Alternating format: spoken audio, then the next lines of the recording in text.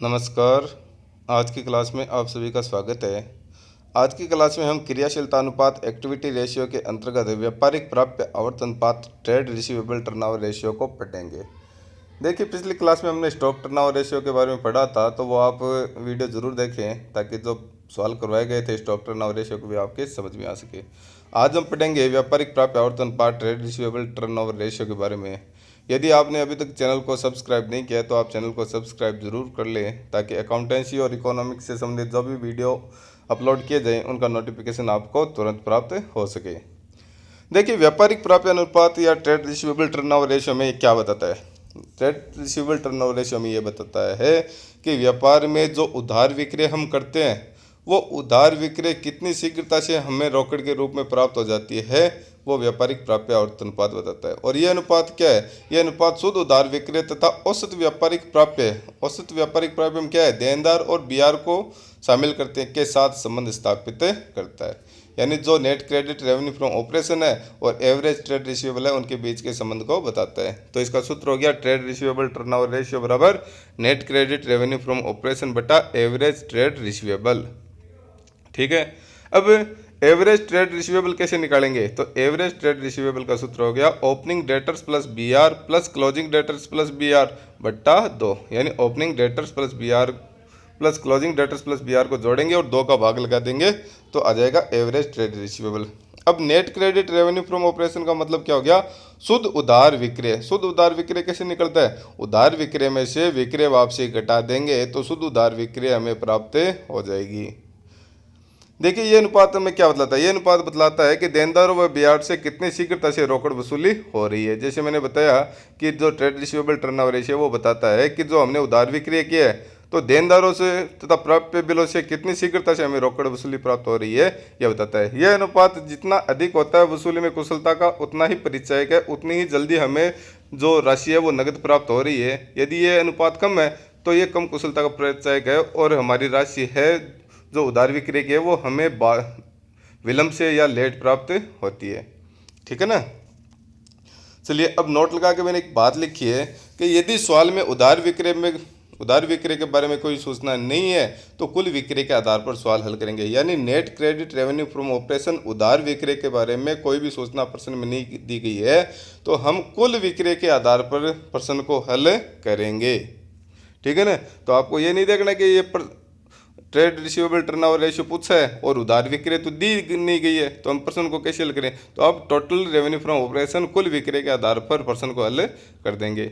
नीचे लिखा credit net credit revenue from operation कैसे निकलता है? तो मैंने बताया कि उधार विक्रय में से विक्रय वापसी घटा देते हैं तो शुद्ध उधार विक्रय आ जाता है net credit revenue from operation. दूसरा इसमें होता है औसत संग्रहण अवधि। देखिए, औसत संग्रहण अवधि क्या बताती है कि जो हमने उधार माल बेचा है और उधार माल बेचने पर देनदारों से औसत रूप से कितने दिनों में हमें पैसे प्राप्त हो जाते हैं, तो वो औसत संग्रहण अवधि होती है। तो औसत संग्रहण अवधि होगी कि औसत संग्रहण अवधि ये बताती है कि संस्था को कितने दिनों में देनदारों व ब्याज से राशि वसूल हो जाती है। ये राशि अवधि जितनी कम होगी उतनी ही व्यापार के लिए अच्छी स्थिति होगी। क्यों? क्योंकि उतनी ही जल्दी है वो देनदारों से राशि व्यापार को प्राप्त हो जाती है। तो इसका सूत्र है एवरेज कलेक्शन पीरियड बराबर number of days in year बट्टा ट्रेड रिसीवेबल टर्नओवर रेशियो। यानी एक साल में जितने दिन है 365 दिन होते हैं या प्रश्न में दिया गया होगा कि कितने दिन मानने हैं तो उसमें ट्रेड रिसीवेबल टर्नओवर रेशियो का हम भाग लगाएंगे। अब देखिए, ट्रेड रिसीवेबल टर्नओवर रेशियो जितना ज़्यादा होगा उतने ही जो इसका एवरेज कलेक्शन पीरियड है वो कम आएगा। क्यों? क्योंकि व्यापार के लिए अच्छी स्थिति होगी और ट्रेड रिसीवेबल टर्नओवर रेशियो वो जितना ज़्यादा होता है वो भी व्यापार के लिए क्या होती है, अच्छी स्थिति होती है। अगर ट्रेड रिसीवेबल टर्नओवर रेशियो कम है तो व्यापार के लिए वेब से भी अच्छी स्थिति नहीं है। क्यों? क्योंकि रोकड़ में वसूली है वो लेट होती है और जो एवरेज कलेक्शन पीरियड है वो बढ़ जाता है उस कारण। ठीक है। तो एवरेज कलेक्शन पीरियड जितना कम होगा व्यापार के लिए उतनी ही अच्छी स्थिति दर्शाता है। क्यों? क्योंकि उतनी ही जल्दी रोकड़ हमें देनदारों से प्राप्त हो जाती है। तो इसको दूसरे तरीके से हम निकाल सकते हैं। कैसे? एवरेज ट्रेड रिसीवेबल बट्टा net credit revenue from operation गुणा number of days in year. तो ये सूत्र भी हम औसत संग्रहण अवधि निकालने के लिए काम में लेते हैं। तो ये क्या है? ट्रेड रिसीवेबल टर्नओवर रेशियो का जो सूत्र है उसको उल्टा कर दिया, net credit revenue from operation को नीचे ले आए और एवरेज ट्रेड रिसीवेबल को ऊपर ले गए और गुणा number of days in year लिख दिया।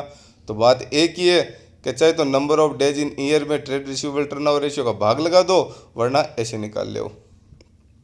अब एक सवाल हल करके देखते हैं। चलिए देखिए, प्रश्न लिखा है कि रजत लिमिटेड की पुस्तकों से 31 मार्च 2020 को निम्न शेष लिए गए।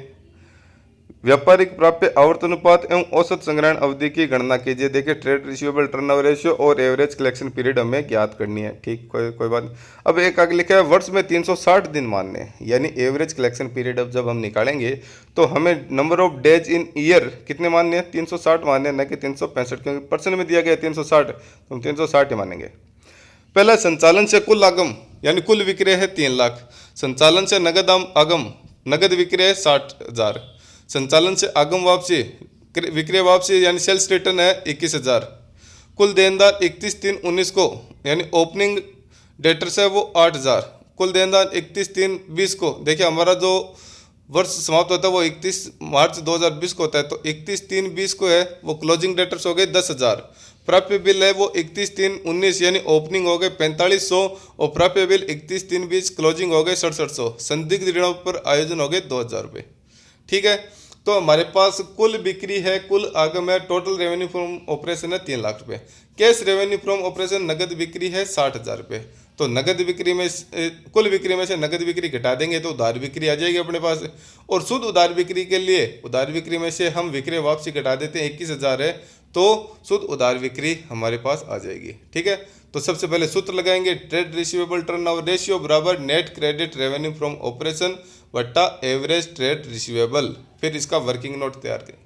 देखिए, मैं आपको एक बात हमेशा कहता हूं कि कोई भी प्रश्न हल करने से पहले हमें प्रश्न समझ में आना जरूरी है कि प्रश्न में क्या पूछा गया है और क्या क्या मदें हमारे पास दी गई है प्रश्न में, उन मदों के आधार पर प्रश्न को हल करना है। तो अब हमारे पास क्या क्या मदें दी गई है, कुल विक्रय दिया गया है, नगद विक्रय दिया गया है, विक्रय वापसी दी गई है, ओपनिंग क्लोजिंग देनदार दिए गए हैं, ओपनिंग क्लोजिंग प्राप्य बिल दिए गए हैं। तो अगर प्रश्न को हमने अच्छे तरीके से समझ लिया तो जो इसका हल करना है वो ज़्यादा मुश्किल नहीं होता है। देखिए, net credit revenue from operation जब हम निकालते हैं तो total revenue from operation minus cash revenue from operation minus sales return. क्यों? क्योंकि इन दोनों को हम घटा देते हैं। कैश रेवेन्यू फ्रॉम ऑपरेशन घटाने से तो क्रेडिट आ जाएगा और सेल्स रिटर्न घटाने से नेट क्रेडिट आ जाएगा, शुद्ध उधार विक्रय आ जाएगा। तो 3 लाख माइनस कैश सेल्स हो गया 60,000 और सेल्स रिटर्न हो गया 21,000, तो बच गए 2,19,000 रुपये। ठीक है, अब हमें निकालना है एवरेज ट्रेड रिसीवेबल। तो एवरेज ट्रेड रिसीवेबल का सूत्र होता है opening debtors plus BR plus closing debtors plus BR बट्टे 2। ओपनिंग डेटर है 8,000, ओपनिंग BR है 4500, तो 8,000 प्लस 4500 प्लस का निशान लगा दिया। क्लोजिंग डेटर्स है 10,000 और क्लोजिंग BR है 6700, तो 10,000 प्लस 6700 दोनों की जोड़ लगे 12,500 और 16,700 बट्टे 2 और फिर 29,200 बट्टे 2 14,600 आ गया एवरेज ट्रेड रिसीवेबल। तो सूत्र के हिसाब से संख्या रखेंगे 2,19,000 बट्टा 14,600, हल करने पर आ गया 15 टाइम्स। तो ट्रेड रिसीवेबल टर्नओवर रेशियो कितना आ गया? 15 टाइम्स आ गया। अब हमें निकालना है एवरेज कलेक्शन पीरियड। देखिए, एवरेज कलेक्शन पीरियड औसत संग्रहण अवधि का सूत्र सिंपल सा है, number of days in a year बट्टा ट्रेड रिसीवेबल टर्नओवर रेशियो। तो प्रश्न में ऊपर बताया गया है कि एक साल में कितने दिन मानने हैं, वर्ष में 360 दिन मानने हैं। तो 360 बट्टा ट्रेड रिसीवेबल टर्नओवर रेशियो कितना है हल करने पर? 15। तो 15 का भाग लगाते हैं 360 में, तो 24 डेज यानी 24 दिनों से हमें अपने देनदारों से राशि है वो प्राप्त रोकड़ में हो जाती है। तो इस प्रकार हमने आज ट्रेड रिसीवेबल टर्नओवर रेशियो, व्यापारिक प्राप्य आवर्तन अनुपात और औसत संग्रहण अवधि के सवालों को हल किया है। तो आशा करता हूं कि ये सवाल आपके समझ में आए होंगे। यदि आपको किसी भी टॉपिक पर कोई भी समस्या है तो आप कमेंट करके मुझसे पूछ सकते हैं, मैं जवाब ज़रूर दूंगा। आपको ये वीडियो कैसा लगा आप लाइक करें, कमेंट करें और अपने दोस्तों के साथ शेयर करें ताकि उन लोगों को भी ज़्यादा से ज़्यादा फ़ायदा हो सके। धन्यवाद।